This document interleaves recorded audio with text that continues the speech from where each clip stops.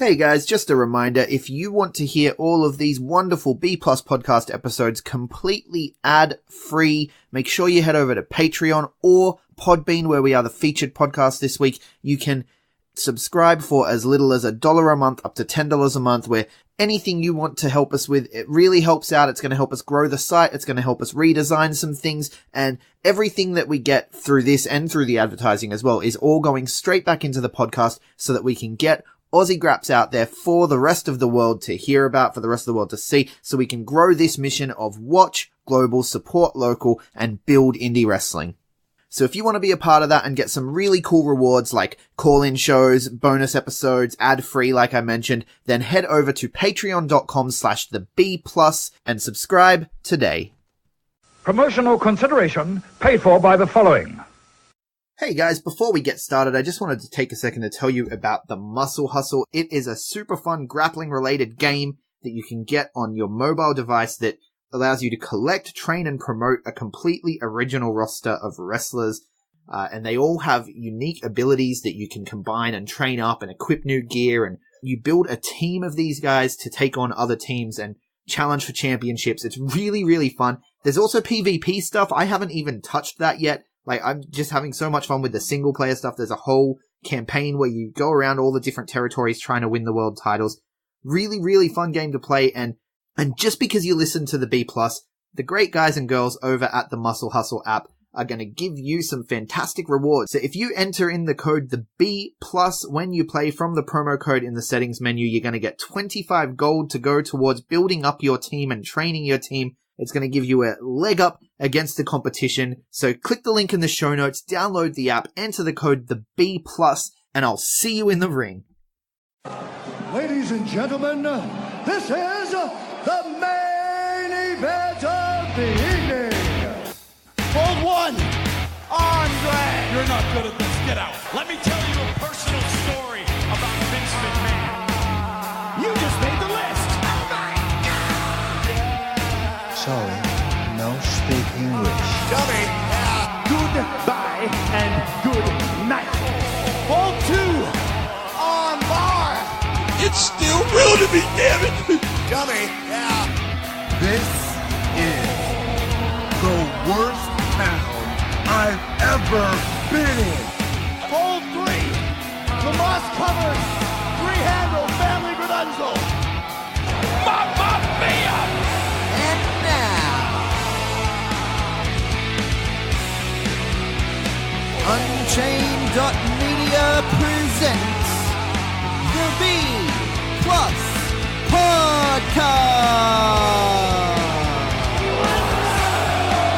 with your host, Greg Unchained.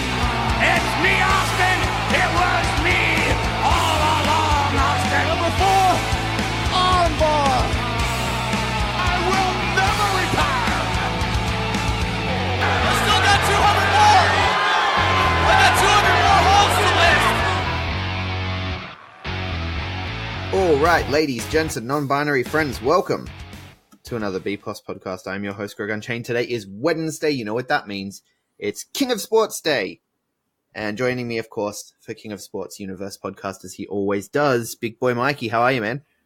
Good, buddy, good. And it's not as always does because I was missing last week, so... That's right. I can't say as he always does anymore. You're like regular Jay now. You show up when you want to. Oh, I'm nowhere near as bad as regular Jay. I have missed one King of Sports episode in, 8 months? Yeah, we love you, Jay. No, but let's this, take 2. This is, of course, because we were recording and we had some technical issues, so we're going to do it again. And it's late at night, and these kinds of things happen. But in future, we're going to be able to record earlier. You were telling me. Yeah, I'm going to be able to do a little bit earlier. Got like a little window. Between 7 and 10 is usually the me and wifey TV time. But anything between like 6 and 7. And then you watch 3 hours of TV a day? Well, like you would watch a movie or something, or we have dinner and then watch a movie or something like that. So that little window of home life, yeah. Fair enough. And that includes That includes my I wrestling can't- watching time. Includes your wrestling watching time, yeah. I can't even remember the last time we sat down to watch a full movie. Like, having kids, it's different. Yeah. It's very different. And normally by the time everything's done, if on days that aren't podcast editing days, which let's be real, it's like 2 days a week that aren't podcast editing days, and even then it sometimes is, but on those days, by the time everything gets done and the kids are in bed and everything, it's just like, man, I kind of just want to sleep. And she's often the same as well. Yeah. So it's one of those things. Like I honestly couldn't tell you. Oh no, we watched Bird Box. We did watch Bird Box. Okay. No, we watched that in 2 sittings, not one. Never mind. We did not watch Bird Box in 1 full sitting, so it doesn't count. I don't count it if it's not 1 full sitting. Yeah, no, fair enough. The last movie I watched in 1 full sitting was Incredibles 2, and it's only because the kid was watching it as well.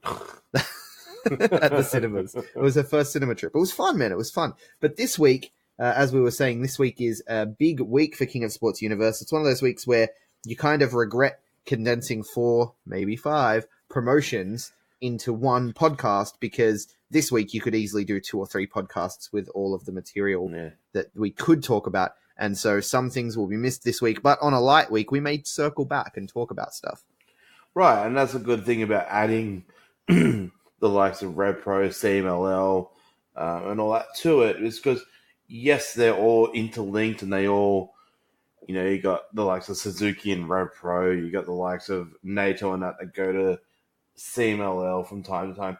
So they're all linked, and it's just, sometimes it's easy to throw it all together when you got down weeks where New Japan's kind of quiet or whatever. But this week is not a quiet week, so unfortunately, Rev Pro and CMLL sort of take a bit of a step back this week, and it's pretty much all, let's call it the Honor Rising week, the New Japan Ring of Honor week.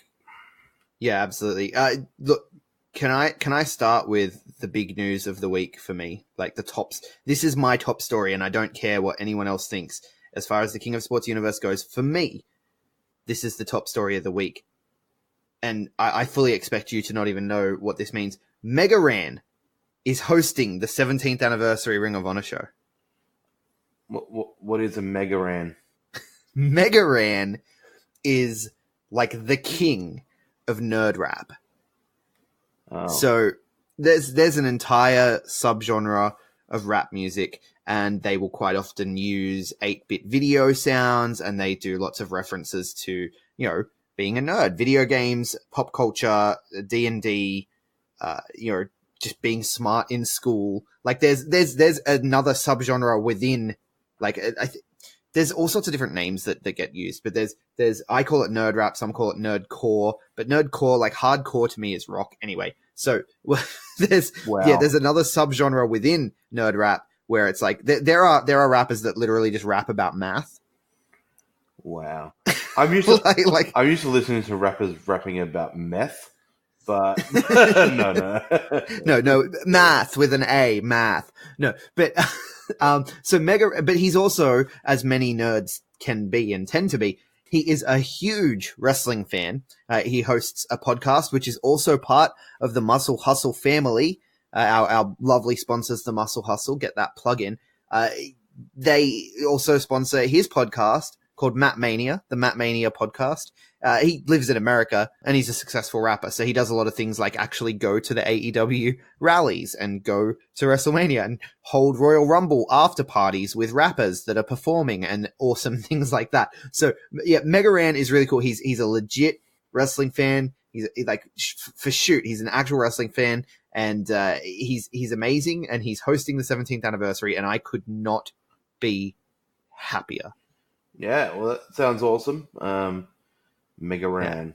I feel like, so I'm hoping maybe he'll put. I'm hoping he's going to perform an original song or something for Ring of Honor. I think it'd be amazing. I feel like I want to play the game Mega Man now. Mega Man. Yeah, well, that's where he gets the name, right? Oh, because he started out as random, and then he became Mega Ran, and I'll you know what, I'm gonna close out the show with one of my favorite Mega Ran songs, just because I can, because this is my show, and I does what I wants. Well, fair enough. Maybe no, that's your top story of the week, but absolutely my top story of the week, or our top story of the week. We finally were nearly just over a month away, a month and 8 days away from Mania weekend kicking off. Obviously, it's WrestleMania, it's NXT TakeOver, but for us, King of Sports nerds, Lion Mark nerds, Ring of Honor, New Japan, Supercard of Honor at Madison Square Garden is the icing on the cake that weekend. We finally have a match. I think for some people it is the cake. I think for some people it's not the icing at all. It's the cake. Mate, I'll take the whole buffet as a wrestling fan. I'll have the cheesy dessert on the Monday, and I'll have the main course on Friday night. So, I'll have it all. But Madison Square Garden, Ring of Honor, New Japan. Finally, the first match / 2 matches have technically been announced for the show. First one that's most important. Jay White will be defending his title, shock horror, at Madison Square Garden against the winner of the New Japan Cup, which we will touch on later. But the first, we knew this. Yeah. We speculated this. Yeah. And then it became official. Yeah, which makes me very happy as well. But the first official matchup, not exactly the competitors. The matchup is set. So we do have. We'll start off with saying we do have new IWGP Heavyweight Tag Champions in Tama and Tanga Loa, aka Guerrillas of Destiny, aka Bullet Club, aka Firing Squad, whatever you want to call them. The now God. the now five-time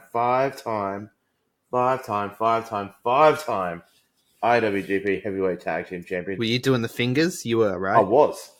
They've joined the 5-time club, baby. 5-time club.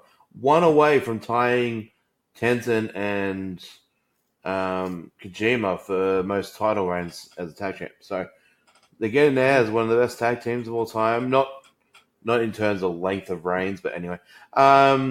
They picked up a victory over LIJ's Evil and Sonata on night 2 of Honor Rising at Korakuen. Then shortly after, the Ring of Honor Tag Champs, Briscoes, defended their tag straps against Lifeblood, Juice and David Finlay. And then straight after that, the Briscoes challenged God to a match at Madison Square Garden in a winner-takes-all IWGP versus Ring of Honor tag title match, in which the Guerrillas came out, accepted. So we'll get... Yeah, now I have heard this referred to as a unification match on other podcasts. So I know you said it's winner takes all, and that's the words that they used. Yeah. But it feels like a unification. Yeah. New Japan have not said the word unification at all. So until they say it, I'm not going to call it unification. They're calling it winner takes all. I mean, in the past, you've had guys like Bucks hold Ring of Honor titles and New Japan titles. It's not rare for... Especially the Briscoes have had IWGP tag titles before. God have been in Ring of Honor a million times before. So they can both hold both titles. I don't think it's going to be unification. I don't think New Japan are going to go that crazy with this whole Western thing. But anyway, the winner takes all. However, so yes, it is brothers versus brothers at the moment. However, it's not necessarily going to be that matchup, though, because, yes, so Tama and Tanga will 100% be tag champs at Madison Square Garden. They have no title defenses until then. However, the Briscoes will have a title defense against the Villain Enterprise, Brody King and PCO at the Ring of Honor anniversary show that's hosted by your Mega Randude on March 15th. Mega Randude. Mega Rand. So, yes, I mean, that match, I was looking online, it's actually being built as a winner goes to Madison Square Garden match. So it's like, it's not necessarily going to be Guerrillas versus Briscoes. I expect it will be, but it could be Brody and PCO versus Dharma and Tanga. So, but yeah, which you've got a story there, right? You've got Bullet Club versus Villain Enterprises, former Bullet Club. So it works either way. Yeah. Or what happens if someone accidentally costs them and it's a draw and ends up being a triple threat tag team championship? Well, no, because I think the champs would go. So if it's a draw, the champs automatically retain. True. But anyway, yeah, so that the official match is locked in as tag champs versus tag champs. We know 100% Tama and Tangle will be holding the IWGP tag titles, but either the Briscoes or King and PCO will be there. I imagine it'll still be Briscoes, but you never know. Yeah, no, I'd agree with you. I think that it's most likely going to be the Briscoes. I think that's the money match. But you know, you never know what's going to happen. But I think that is a great. I've seen some distaste for it. I mean, anything in pro wrestling has a negative comment on it, but I have seen a few negatives about this. But I like it. I think it's a great matchup for the Madison Square Garden. You know, winner takes all. Two teams that are familiar with both brands. I think it works for me. Yeah, absolutely. But yeah, look. Okay, let's move on to the next piece. And we're staying on pace with New Japan. Speaking of anniversary shows, we know that Ring of Honor's got their anniversary show on March 15th and 16th. New Japan have theirs on March 6th, so next week. So we'll be able to go into the card in depth a little bit more next week's podcast. But the card was announced over the last couple of days. So let's quickly touch on it. I think New Japan are turning 47 this year. Is it my maths right? 1972? 47 is the number that I have seen, yes. 1972, 2019. Yes, it'll be 47. So 2022 is going to be the 50th anniversary, and that's going to be fucking huge. But anyway, it sounds like it's far away, but it's not. Yeah, it's only not far away. No. Like, New Japan take like a little retirement from someone like Azuka very seriously. Imagine what they're going to do when it's a 50th anniversary. But anyway, getting off track there. But yeah, so this anniversary card's been announced. A couple of cool undercard matches, which we'll worry about next week. But the main matches that have been announced, we got Sho and Yo. They got another shot at the IWGP Junior Tag straps against the defenders Bushi and Shingo. Takagi out of LIJ. You got Taichi Ishimori defending his IWGP Junior Heavyweight strap against the greatest junior heavyweight of all time in Jushin Thunder Liga. You got Tanahashi, Okada, and Goto. What a dream team. Teaming up to face a team of Evil, Sonata, and Naito, LIJ, of course. And then you got the main event. We will see the never openweight champion, Will Ospreay, return to the main event of the New Japan anniversary event to face IWGP heavyweight champion Jay White. So some pretty good matches for the main event. For the main events there. Yeah. Like it. Yeah, no, it looks like a good card. It definitely looks like a good card. It's very interesting, the whole anniversary thing. I don't know. It's so interesting. Like the way they're doing it with the it's really interesting the way they do the champion versus champion situation. Yeah. Again, I have seen some negative feedback. I keep saying it, but you know, anything in any form of pro wrestling, from local Australian stuff all the way to WWE, everyone has a negative comment. So everyone has a negative thing to say about everything. But I have seen a few little bite backs of like, well, why isn't it Taiji versus Jay? If it's, you know, if it was Will versus Okada last year, they're not going to do White versus Ishimori. It's two heels. Last year was a little bit different with Ospreay and Okada because they were both on the on that face heel sort of thing. They weren't. Neither were heel, neither were face at the time. So I like Ospreay versus Jay White. It's got history there. They were sort of came into Ring of Honor around the same time a few years ago. You know, both as lesser famous people, I guess, if you want to call it like that. Now they're both two of the top dogs in New Japan, two of the top Gaijins. I like this matchup. Ishimori and Liga, though, I'm really excited for. This has been fantastic storytelling in and out of the ring. I love what they're doing with Ishimori's defenses. You know, doing legends and whatnot. I want him to defend it against everyone in that junior division, right through all the way through to the best of Super Juniors. You know, it's one of those things. Liger doesn't have a chance of winning. You know, no one's going into this thinking, oh yeah, there's a chance Liger might win. I don't think, but but it's fucking Jushin Thunder Liger, you know, as having a defense against him. I like what they're doing with Taiji's reign. Just to go back quickly to the other, you know, you talk about the negative comments with the why isn't it Taiji versus Jay, and okay, the never open weight is its own category, right? You've got heavyweight, you've got junior heavyweight, you've got open weight. It theoretically should be on the same level as the other two. It is its own class of title, and it is a world title, right? So Exactly. it makes sense to me. I think it's a good way to... And having that title on Ospreay elevates the title. Having him defend it around the world elevates the title. Having him go champion versus champion in the main event of the 47th anniversary, representing that division, is a brilliant move to me. Nancy, 100%. shut up. End of story. You are wrong. Anyway, Absolutely. But I also love the little.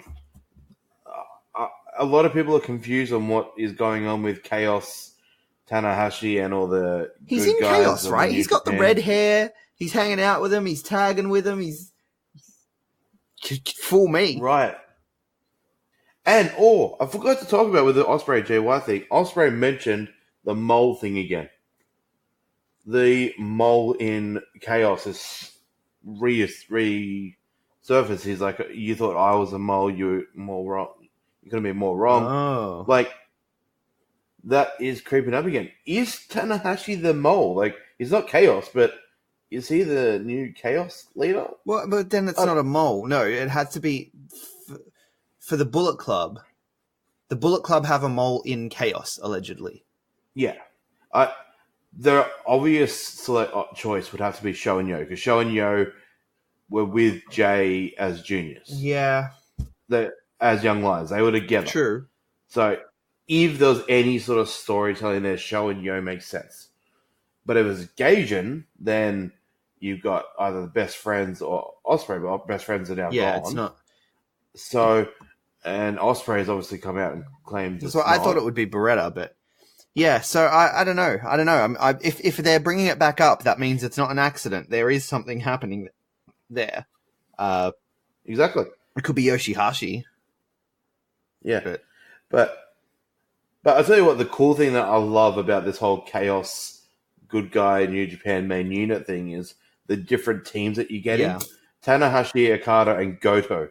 That is a great team. Like a great three-man team. I'm like, I love that. Like, it's a lot better than Tanahashi, Okada, and Yoshihashi. But, like, this is close to a dream team for New Japan. Like, three guys that have had a lot of success over the last, 5 years, 6 years. It's cool to see them all teaming. But nevertheless, so that's the anniversary main matches. Next week we can go into more depth as we'll be casting the night before the show, so we can go into it a little bit more. But have you got anything in New Japan apart from the other thing that we'll talk about later that you want to talk about? Well, New Japan-wise? Robbie Eagles was there this week. We can talk about that. Had some fantastic tag matches there with Jonathan Gresham involved, Jushin Thunder Liger involved. Had some one-on-one, the big one-on-one match with. It was only like a 9-minute match, I think, but it didn't feel very long at all, and it felt kind of like a sprint. But man, those two can go. I look forward to a longer match between them for sure. Yeah, absolutely, and I love that post-match comments. Marty came out and it was like, I just beat one of the best juniors in the bloody world, in 8 minutes. I'm like, I like that rub that Robbie just got. Yeah. Being called one of the best juniors in the world. Well, and I think I think with his and Gresham's showing in this weekend, this On a Rising weekend, he and Gresham are a lock for best of the Super Juniors, for sure. Oh, absolutely. For sure. And I could watch Eagles and Gresham. I don't give a shit what ring it is. You can put it in a bloody... No, I'm not going to say that. You can put it in any ring, and I'll just watch it. It's just... They are magic together. But yeah, great showing for Eagles again over the weekend. being Ishimori's, side pal and being there for support of Ishimori. Yeah. The other thing I came out of the Honor Rising shows thinking about and talking about, other than Robbie Eagles being there again and impressing in a big way, from everything you hear, everyone seems impressed. Meltzer put him over, right? Meltzer put him over on the Observer Radio. Other podcasts that I listen to have been like, yeah, this was a real coming out weekend for Robbie Eagles. And I'm like, coming out, bro, he's been out for a while, right? But people need to listen to our show. So, yeah. But Robbie did a fantastic thing. But the other thing from the Honor Rising weekend that I really want to talk about, and it's something that not a lot of people will talk about, the Young Lions, man. This class of Young Lions are amazing. I know. Surely some of them have got to be ready for excursion soon. Specifically, Shota and Ren Narita. They got to be ready, right, for excursion. Yeah. I think I don't know what Ayada Yoshida's status is, because he's a graduate of Taka's school, but I'm guessing he still goes to assignment as well as standard. But I think Ayada Yoshida, Shota, and Ren Narita are the next three to go. I'm guessing Kawato and Great Khan are ready to come back soon. I wouldn't be surprised to see them back over the next 6 months. I don't know, man. I reckon they could be gone. Yeah, 6 months, 6 to 9 months, probably. Yeah, but I agree with you. This crop of young lions, the other two that we constantly talk about, Yoda and Yuya, the 10-minute time limit draw kings. They have a few openers on the next set of tour matches as well. They got another 10-minute time limit draw matches lined up. So I like this crop of juniors, especially Yamino. I mean, he's a star. He's got good genes. I really hope when he comes back as a full character that he wears red shoes. But anyway, no. No. Red Shoes Junior Red Shoes? No. But no, he's fantastic. I love those Honor Rising shows. I felt like Ring of Honor literally brought their ring, put it in the middle of Korakuen Hall, and two really solid rosters who people have claimed have been weakened, put on a great weekend of wrestling. And that whole show, or both nights, to me proved that you want to take a couple of stars out of both companies, but guess what? There's still enough talent in this world to give a solid weekend of shows. So yeah, definitely. Yeah, and let's talk, and that is a great segue into the next conversation that I want to have, or the next piece of news. So we're going to go over to Mexico, where independent Lucha Libre promotion, The Crash, I think they're still technically independent. Anyway, if not. So The Crash, I think they've been in existence for about 4 or 5 years now. They've had the likes of Rey Mysterio, Ricochet, Alberto, all those sort of guys all come in and out of the promotion. They've had relationships with Impact at the moment. Well, they have had really good relationship with Impact / AAA / OWE over in China. But now, on Tuesday last week, or Wednesday last week, I think it was, The Crash put a little image on their socials, across all the socials, and it was 4 logos. It was the New Japan Landmark, Ring of Honor, CMLL, and The Crash's logo all together. Basically talking about this new family. It's like, I don't know why Rev Pro get left out of that, but it's different. Right. Yeah. But so CMLL and AAA have always had sort of a middle ground understanding with Crash. It's kind of like maybe PWA and IWA going, we don't care about like what stories go into wrestling go. It's just a little bit of fun, It's like that middle ground where it's nothing too crazy towards storylines on either guy's show, they can go back to this independent show and work together kind of thing. If that makes sense. But now that All Elite Wrestling have a relationship with OWE and AAA, CMLL has gotten even more into bed with the Crash, and now the Crash has completely aligned themselves with CMLL. The Crash have lost their relationship with Impact since the Crash moved on from Conan, so now Conan has sort of fully moved into Impact and AAA and sort of away from the Crash. So, yeah, the Crash look like they've come into the CMLL side of the King of Sports family. From what I've read from a couple of my favorite Lucha Libre Twitter guys and all that, Reddit guys, from the sound of it, it sounds like Crash want to go in bed with guys like Ring of Honor and New Japan because they feel that both their talent and the talent from New Japan and Ring of Honor, that they can get back into the Crash on, for big shows, services them better than Impact and AAA, which is fair enough. But yeah, I find that interesting. CMLL kind of have a NXT for themselves in a in a weird way. It's kind of like more like the relationship WWE used to have with an Ohio Valley. Absolutely, there you go, or FCW or whatever. Kind of like that, where CMLL might be able to test a little bit more stuff out with the Crash, and I mean, the Crash is fun. The new guy on 205 Live, I always forget his name. Is it Humberto Carrillo? Yeah, I mean, he came from there as Ultimo Ninja. Who else works the Crash? The Australian sensation, Craven. I thought you were about to say Sabu. Don't say it. Don't say it. We're going to have a fight. No. I'm the Aussie Grabs guy, man. The Australian sensation. Craven. The Crash do some cool things. Booking Sabu in 2019 is not a good thing.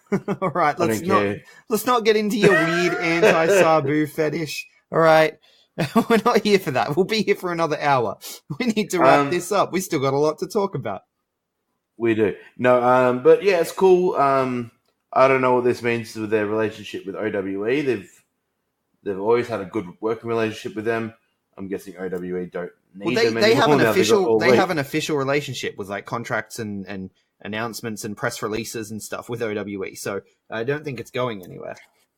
Yeah, which is kind of now a new little link in between All Elite and back to New Japan. And I love wrestling.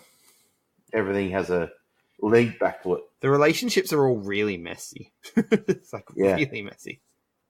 Do we just give up on King of Sports and just call it the messy relationship of everyone but WWE? Everyone's in bed with everyone. And to be fair, WWE is probably financing half of them behind the scenes that we don't know about. Pulling all the secret strings. They're giving money to MLW so they can take Bruce Pritchard. And who knows what's going on when all's said and done. Who knows? I would not be surprised if Vince owns literally everything and just doesn't tell anyone. It wouldn't surprise me. I've actually heard people give me their little crazy theories about Vince and Ring of Honor as well. That Vince has got money in the back of Ring of Honor. That's why their talent is pretty much all over bloody WWE now. But anyway, they have half of Ring of Honor's library. Yeah, for pretty much everyone's history and all that. So no. Promotional consideration paid for by the following.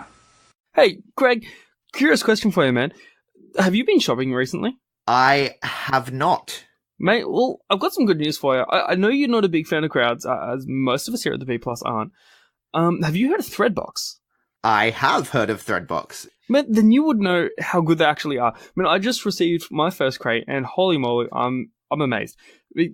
Guys, if you're listening, go check out threadbox.com.au. And they have everything from hats to socks to shirts to pants. It's fantastic. Now, with email to a personalized stylist and customizable crates, It's honestly one of the best things I've had. I don't know about you, Greg, but I really Yeah, enjoy no, it. I got a crate the other day, and they gave me new jeans, a couple of new shirts, and the cool thing is, one of the shirts I tried it on, and it was a little bit long for me, and I thought this accentuates how short I am in person, and so I sent them an email, and I was just like, hey. This shirt, I feel like it makes me look really short because I'm kind of short. And they were like, send it back. We'll give you something else next month, like an extra thing. So I'm going to send that shirt back. And then next month, they're going to send me out something else. And I said to them, I've got lots of shirts. And they were like, well, we'll send you some accessories. And that's how Threadbox do it. It's kind of fantastic. So how good's that? And with our special code, the B plus 15 at checkout, actually saves all our fans 15% at checkout on their first box. How cool is that? Yeah, so head to threadbox.com.au today and use the code the B plus 15 to get your first box as soon as you can. That's it for the three major headlines. Do you want to run Ring of Honor TV results? I don't think I'll do CMLL TV results this week, just because we're still a little bit strapped for time. No, that's fine. That's fine. I mean, are we going to go through the Honor Rising results as well? Let's do that. All right. Well, I'll take us through Ring of Honor TV. Ring of Honor TV is nice and short this week. Like incredibly short, ridiculously short. No promos, 2 matches. Jenny Rose versus Sumi Sakai versus Madison Rayne. Really good back and forth. I thought it was going to end a lot sooner than it did, and then it kept going, which was nice. Like I was like, I'm used to the Women of Honor matches on TV being too short for my liking, but this was a good triple threat match. They even made use of the whole there's no DQs in a triple threat by Madison Rayne getting to the ropes, but Sumi refusing to break the hold. Stuff like that. Really good match. There was I'm not a fan of submission chains, right? Like the human caterpillar spots and stuff. I find like if it's done really, really well, I like it, but it's very rare that it's done really, really well. And it was done really well here. So there was a submission chain that I didn't hate where Sumi Sakai had Jenny Rose in a Boston Crab, and then Madison came from behind and like put her in a chokehold. Yeah. To sort of, and it ultimately broke the Boston Crab, and Jenny was down. But yeah, it was a really good spot. And then in the end, Madison Rayne gets the win, pinning Sumi Sakai after an inverted DDT, which they put over as like a new finish for her. So she's Madison Rayne. That's got to put her in title contention, of course, because Sumi Sakai, first ever and longest reigning Women of Honor World Champion. It became a world title under Sumi Sakai's watch. So Madison Rayne getting a pin over her has to put her in contention, which is very exciting. And then we move to the main event, which was set up last week. We talked about it. It's Lifeblood versus Jay Lethal's team of honorable Ring of Honor fellows. And so it was Lifeblood represented by Hot Sauce Tracy Williams, Mark Haskins, Bandito, Finley, and Juice Robinson. So, of course, all of them except for Tenille, taking on Jay Lethal, Jonathan Gresham, Flip Gordon, Dalton Castle, Jeff Cobb. Whew, what a match! Like these guys, it was pretty much a get your shit in match. Everyone hits a signature move. Everyone hits a suicide dive. You know the type of match it was. Bandito was the last guy to tag in, and he came in against Cobb, and Flip Gordon had not been in yet, so the crowd were chanting for Flip, so it became Bandito versus Flip. Crowd was hot for that match. Like Ring of Honor are going to be fine. The fans are still invested, and they're very much all in on Bandito, and Flip Gordon's kind of the last hangover from the last lot, and Flip Gordon's due for a push as well. So yeah, Bandito versus Flip Gordon was really fun. And yeah, then they go into the sequence where everyone gets their shit in, and Haskins ends up tapping out Dalton Castle for the win. Talking about, getting wins over former champions. It's kind of the theme of the night here. Mark Haskins tapping out Dalton Castle. That's a big thing for Mark Haskins as well. Yeah, absolutely. And Haskins is fucking awesome. I've always loved Haskins. Super underrated. As is Tracy Williams, by the way. Tracy Williams is also awesome. We've always loved Tracy Williams with his Evolve days. Yeah, absolutely. But that was Ring of Honor TV. That was it. Just 2 matches, nice and quick. I mean, it's the same length as any other Ring of Honor TV. It goes for an hour, but well worth watching this. I like it when it's no nonsense. Just some good matches, and that's all you need. I like that. Well, exactly. Well, I have some results to share as well from over in Japan. And with the magic of TV and editing, Lifeblood were able to be in 2 different countries at one time, one weekend. Funnily enough. Yeah, so, of course, the Ring of Honor TV is not live. Yeah. Just in case people were wondering why they're in 2 different countries at once and don't know about the magic of TV. But anyway, I'm not going to do the New Japan Road show that was last Wednesday. Not going to worry about that. Just going to worry about the 2 Honor Rising nights. Again, I love Honor Rising. I love Fantastica Mania. I love Honor Rising. I love when they do the Ring of Honor New Japan stuff in America, UK. I love the mixing it up. This is what King of Sports Universe is about. So let's run through the results. These were both at Korakuen Hall. So Friday night we had Marty Skrull defeating Ren Narita with a chicken wing. Had Zack Sabre Jr. Tapping out Umino in a 13-minute solid, or actually nearly 14-minute bout with a modified knee bar. We had Liga and Gresham defeating the team of Taiji Ishimori and Robbie Eagles. Gresham and Eagles started that matchup so fun. Liga got the tag in and pinned Taiji Ishimori with a quick little roll-up out of nowhere in 5 minutes. So I love that. I love that. It was perfect. Then we had the half Lifeblood, half New Japan good guy team with Such an interesting Juice. team. Yeah, Hanare, Honma, Finlay, and Juice defeating the Briscoes and Tama and Tanga. Yeah. Juice getting the win over Mark Briscoe with a schoolboy. Then you had the never openweight 6-man tag title defense. Taguchi, Yano, and Makabe. What do they call the most violent players? Yeah, that's it. Yeah. Most violent players. Defeating the Ring of Honor team of Cheeseburger, Delirious, and Colt Cabana. All in good fun. Another win of the night with a schoolboy. That's 2 schoolboys in a row. Then we had the never openweight title defense of Will Ospreay taking on Dalton Castle. Fantastic match. Love this. Ospreay getting the win here with a Stormbreaker. Will and Dalton is something I hadn't seen before and thoroughly enjoyed that. Cobb, Goto for the Ring of Honor World TV title match. Cobb picked up the victory here with Tour of the Island. So no title changes there. Mm-hmm. And then, we had the team of Lethal Okada and Tanahashi. We touched on it in the preview show as well. That's a rematch from the CEX show that they did, CEO, whatever it was called, that gaming show in Las Vegas. No, it was in San Francisco. I don't even know where it was, but the gaming show that Kenny did, and it was the other way around. So now they each have a win over each other as champions defending titles. I think that's interesting. Yeah, I love them because they're just 2 big boys, and I could watch them all day long. Then we had the team of Lethal, Okada, and Tanahashi defeating the Kingdom of Vinny, TK, and Matt Taven. Lethal hitting Lethal Injection for the win. Now there's a dream team. Lethal, Okada, and Tanahashi are like that. So that was night 1. Some solid results there. Amazing team. Yeah. Amazing team. And you got to think, because it's interesting, because Lethal was once a LIJ member. But anyway. Yeah, but I mean, essentially it's the aces, right? That's what it is. Like, they're the aces. Yeah. Yeah, absolutely. So we move on to night 2. So the show opened up with Gresham and Hanare defeating the team of Zack Sabre Jr. and Taka. Of course, Taka takes the submission here with the octopus catch. Gresham, Zack Sabre Jr. would be the second best option between Gresham and Eagles. So either of those 2 matches I could watch all day long.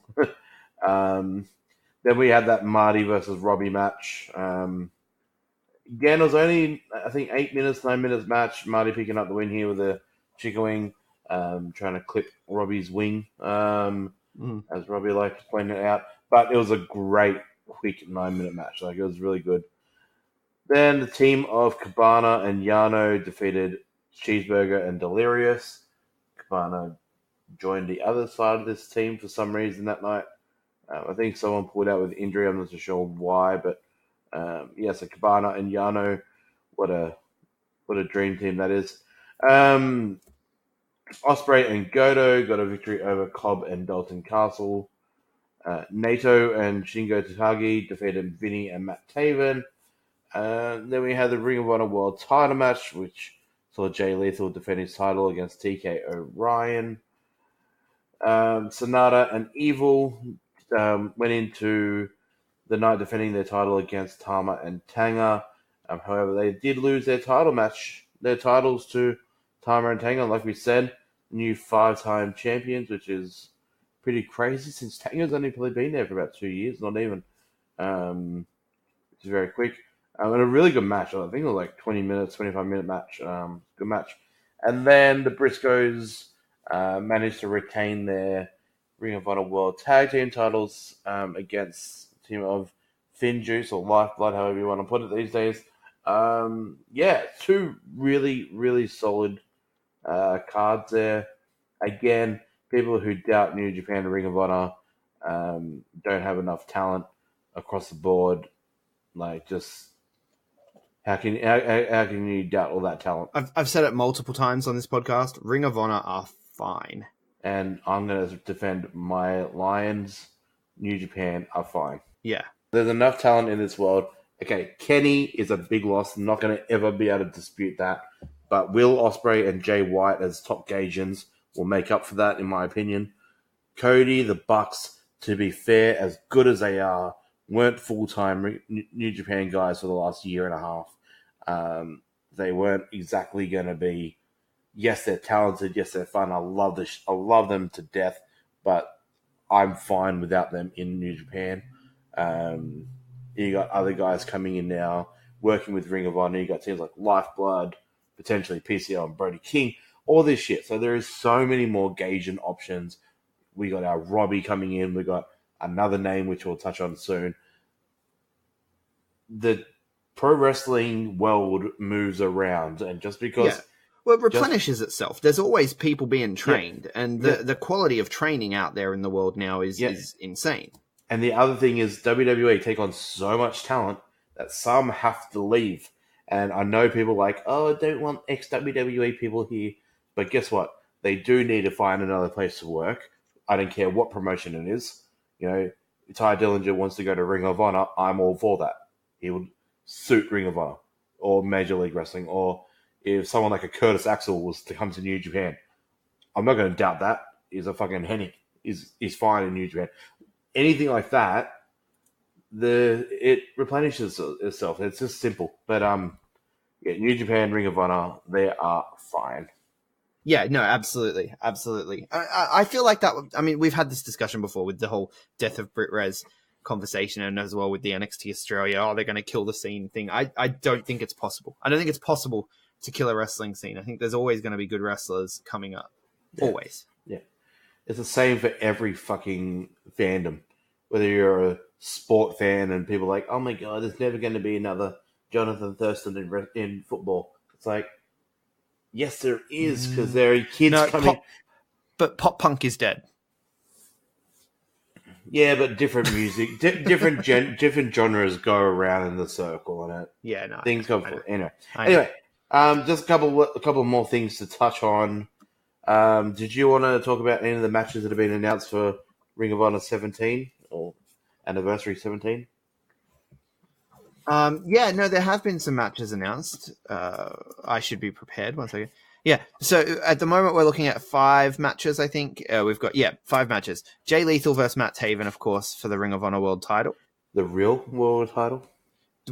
No, the real world title is the fake one. The Ring of Honor World title is the real one. Then we've got Briscoes and PCO. The Briscoes taking on PCO and Brody King. That one's for the Ring of Honor tag titles. We touched on that earlier, of course, because the winner will go to the Madison Square Garden card to go champ versus champ.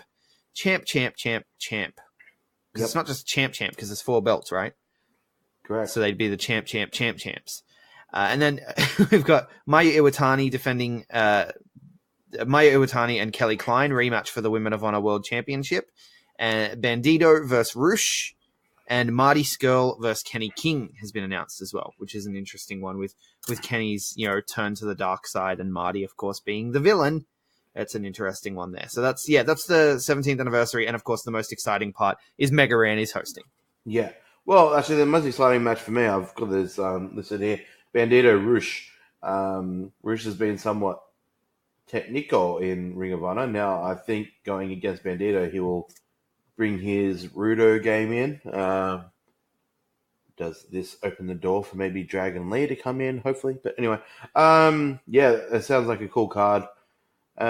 Just two other cool announcements. One from the UK. We haven't really talked about UK this week. Not much going on there, I guess, at the moment.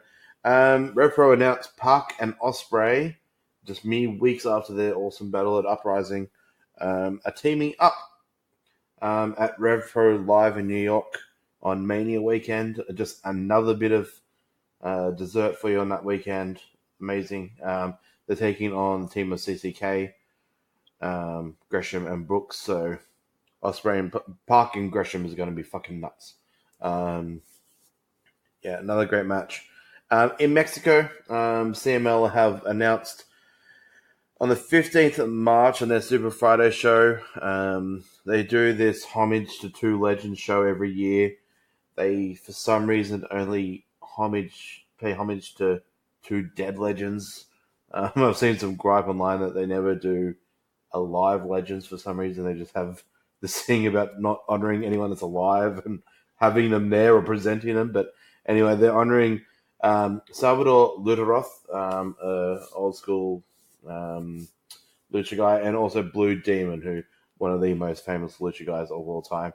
They'll be honoring them. And on that night, they're doing a tag team Apuestas match, which is cool. Hair versus hair. The team of Angel de Oro and Niebla Roja are taking on El Terrible and La Bestia del Ring of Los Ingobernables. So it's hair versus hair. 4 heads with luscious hair. 2 of those heads will be shaved. I'm hoping Terrible and Bestia lose their hair because Angel and Niebla are way too young to be shaving their heads right now. But anyway. But it'll grow back easier because they're young. True. And La Bestia del Ring, Rush's dad, is he's got a very lush head of hair.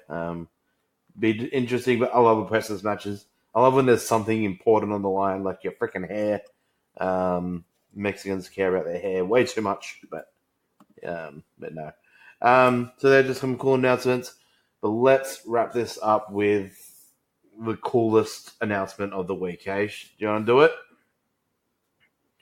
Let's do it. The New Japan Cup has dropped. Yay! We probably should have led with this. This is what people would be expecting from the Kings of Sportscast. Potentially. Yeah. Thinking back on it, we've done this 2 weeks in a row now, where the coolest thing we've left to last. But anyway, yeah. So excited. I fucking love tournament play. You know me. Especially, this is going to be blasphemy for New Japan fans. I think I prefer New Japan Cup to G1.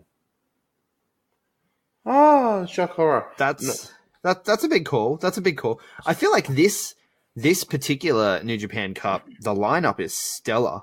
Stellar, bigger. 32 men. I don't think they've ever done 32 men. I think it's always been 16. So this is phenomenal. 32 men. I had the fucking bracket on my phone. Where did it happen? God damn it! I had the bracket somewhere. Well, I have the matches here anyway. Yeah. Simple breakdown. I can bring up the bracket too because I have it. You sent it to me. Yeah. So simple breakdown. 32 competitors this year. The winner does get a shot at Jay White at the Madison Square Garden Supercard show. It does begin on Friday, the March 8th, 2019. So we'll go into even more depth next week. The entire tournament is live on New Japan World in both Japanese and English commentary, which is fucking fantastic. The entire tournament is in English, live. Perfect. Yeah. And which is amazing. And it means that we're going to spend a lot of time watching it. Yeah. We're going to get in trouble again. Yeah. But why I say I like New Japan Cup over G1, I love league style stuff. Don't get me wrong. Best of Super Juniors, G1, I like it. But there's something about single elimination tournaments that really get me excited. King of the Ring used to be one of my favorite things as a kid. I just love single elimination tournaments. I'm a big basketball fan, and in March there's the college basketball NCAA March Madness thing. So this is kind of a pro wrestling version at the same time. I love being able to do bracketology and breaking down the brackets with everyone and Says seeing. the guy who lost the brackets. Okay, I lost a photo of the brackets. Fuck you. Jesus.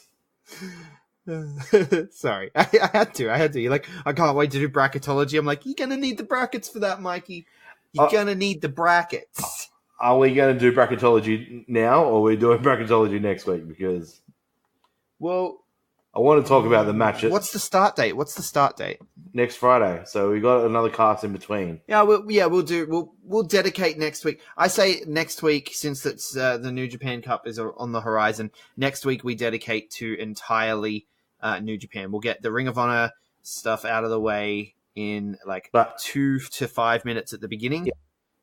And CMLL another 2 to 5 minutes, and then dedicate the rest of the hour to the New Japan Cup breakdown. Yeah, because we got Anniversary Wednesday and New Japan Cup starts Friday. So we'll dedicate next week to New Japan. But look, let's just touch on we need to predict our finalists next week. Yeah. That's what we have to do. But let's talk about the round one matchups now. Let's not talk about we won't say who we think goes forward, but let's just say the competitors. I've got the brackets up. Smart ass, I found it very quickly. So let's start. So, well, we don't need to talk about the matchups. Let's just talk about the competitors. I'll go through the list of names on one side, and then you can go through the list of names on the other. So you do A and B. I'll do C and D. Okay, sure.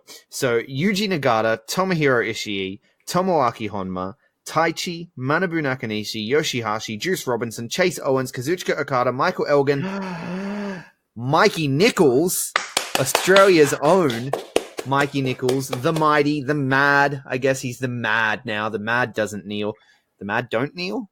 That's grammatically incorrect. Mikey Nichols, fresh off a stint, of course, in NXT, where he was known as Nick Miller, not the one from New Girl, the other one who tag teamed with Shane Thorne as the mighty. And he's gone into he's returned to he's done a few matches in New Japan before. He was more known in Japan along with Shane Haste as the Mighty Don't Kneel in Noah, where they were GHC tag team champs and stuff. Right. But now he's coming back as New Japan, which is great. Yeah, it's very exciting. I think his last New Japan thing was Wrestle Kingdom.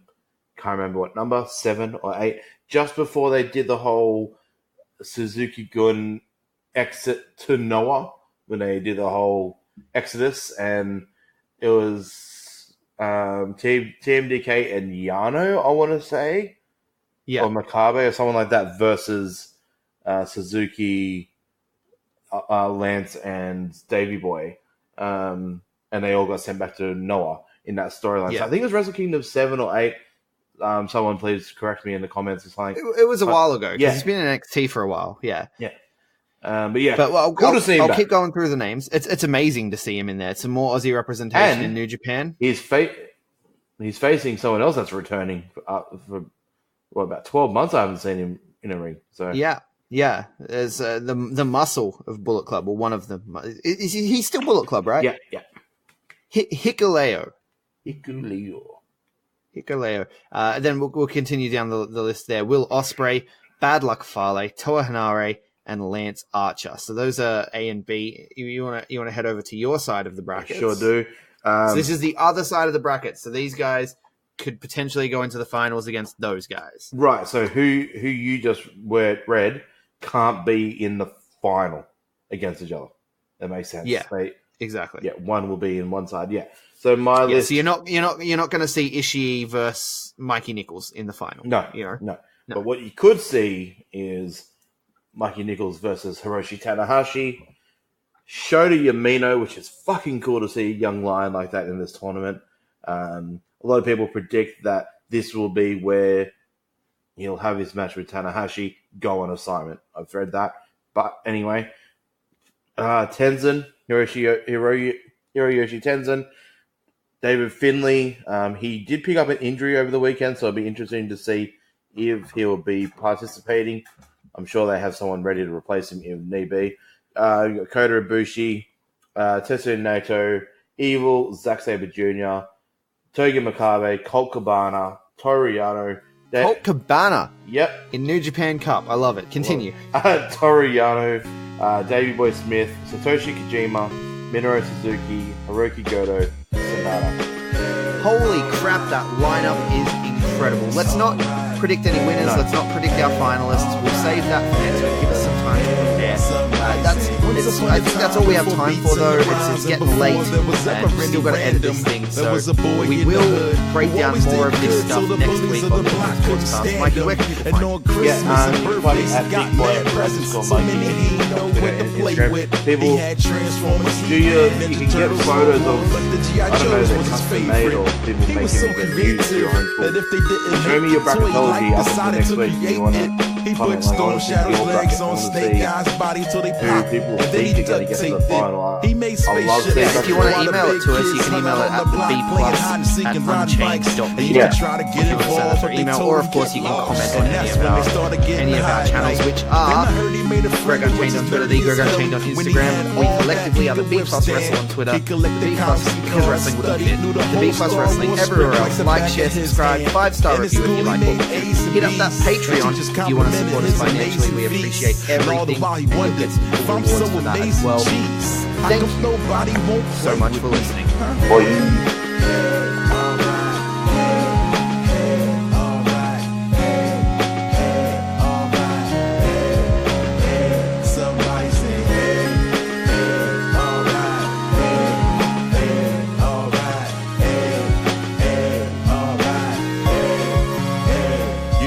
So to say this kid looked funny in school, that would be a colossal understatement.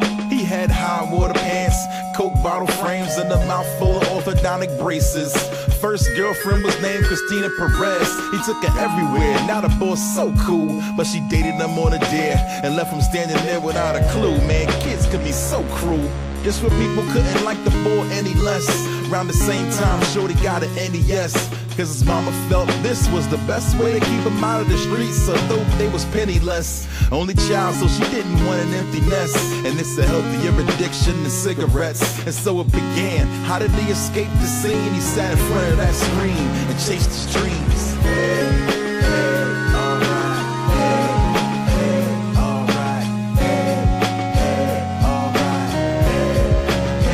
Somebody say,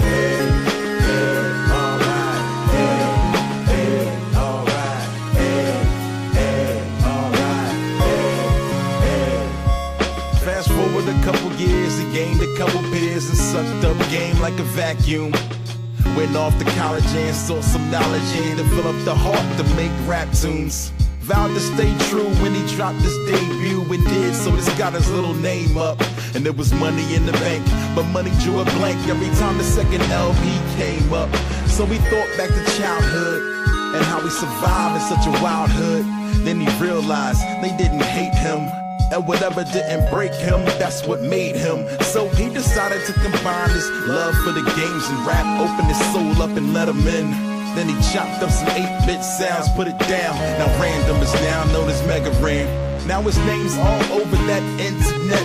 Girls who didn't care are now interested. And the best part of the story comes at the end, but that part hasn't been written yet.